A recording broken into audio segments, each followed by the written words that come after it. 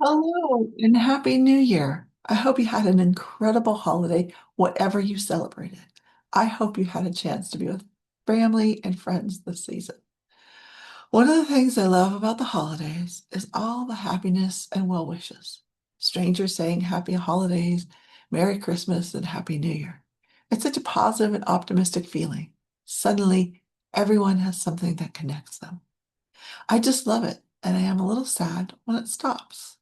So, as we start the new year, I want to talk about positive messages and the importance of positive reinforcement, not to be confused with pandering or fluffing someone's ego, but pure positive messages in hopes that a little of that holiday spirit can continue through the new year. I had a very interesting unconscious experience during the holidays, and I wanted to share it with you. The message is so appropriate for the new year. It is amazing what our unconscious will show us when we allow it. One evening, I was curled up on my recliner in a blanket and two cats snuggling. It was cozy. There was a football game in the background, and I was just playing around on my phone when a commercial came on. I'd not seen it before, didn't pay particular attention to it, but it lit up my unconscious. Unconsciously, I put down the phone and just stared at the TV and listened. It was a very distantly familiar song. The tune seemed a bit off, but the words, I remembered all the words, and they made me smile and feel a bit lighter. I wondered if every Gen Xer had the same reaction. In my head, two lines, you are special to me. You are special, kept playing over and over long after the commercial finished.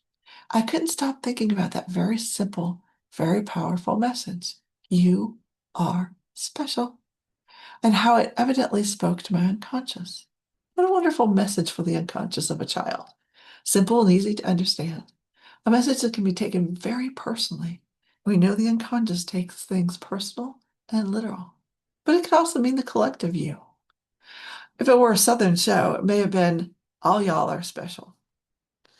It, I, I then began to think about the message beyond the song, to the show as a whole. It was about a neighborhood. Neighbors would visit and share their special skills.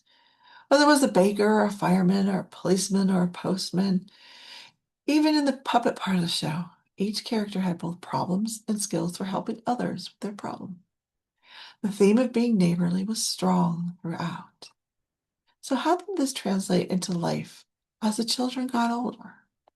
Well, life doesn't always make you feel special now, does it?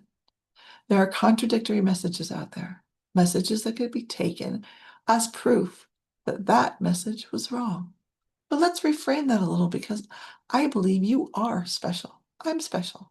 Everyone is special in their own special way.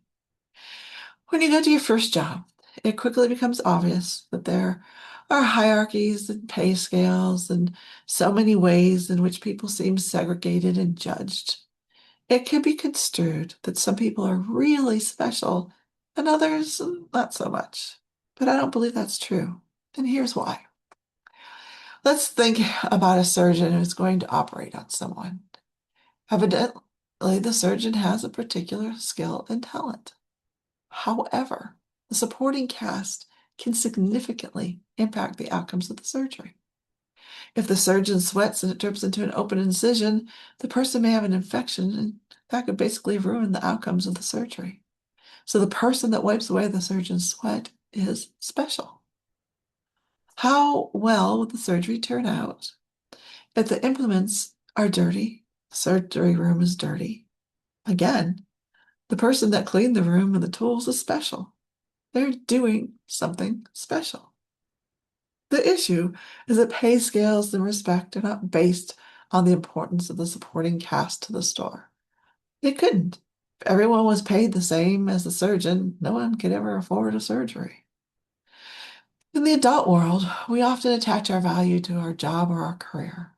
And jobs and career pay is based on the rarity of skill or knowledge, instead of being based on the necessity of the task or the overall outcome. If the operating room isn't deeply cleaned, it could negate the surgeon's work. However, the amount of skill needed to deep clean versus to operate on somebody is super different. There's definite difference between the skill it takes to clean and the skill it takes to be a surgeon, the time and the energy put in to becoming a surgeon. It takes a special person, though, to really take the job like cleaning seriously. The reality of the world is that there are more people who can do a fantastic job cleaning than there are surgeons. Therefore, the pay is based on the rarity of the skill, not that all jobs aren't important. Another example is a water boy at a football game. Imagine that every time out, the players had to go off the field. Every time out, the players had to go off the field to the water cooler, pour their own drink. How many coolers would there need to be? How long would the lines be at the water cooler? It would be a time issue. It could lead to dehydration issues. It could be a bit of chaos. It would actually be comical because the position that sometimes just a volunteer holds keeps the game flowing smoothly. So is it special? Is it important? Of course it is. It's just not a rare skill. Since it is impractical for everyone to be paid the same, the job world needs to have a distinction. However, we should not let society tell us the job or the career defines us. There are important things we do in life that are not part of our job. What we do for our family, for our community, how we help others, and how we inspire others is way more important and makes us special beyond anything we do 9 to 5. I would like to do more research on the effect of this positive affirmation on the outcomes of Gen X. Gen X children tended to have parents that were not involved with them. Parental messages such as go out and play, come back for dinner, be seen, not heard, needed some type of balance. Having a source beyond parents telling us daily at a very early age that we are special. Were we slower to give into society ranking and views of values of people? Is Gen X calmer and more tolerant? Was it enough to compensate for the general lack of parental involvement? It seems when Gen X became parents, many often overcompensated for the lack of parental involvement in their childhood, some becoming helicopter parents. So, is a supporting message enough?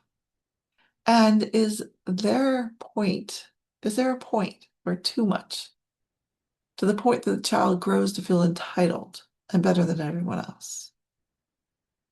I hope you will join me in 2026 as we look deeper into some of these issues and how to use the unconscious for positive and responsible outcomes.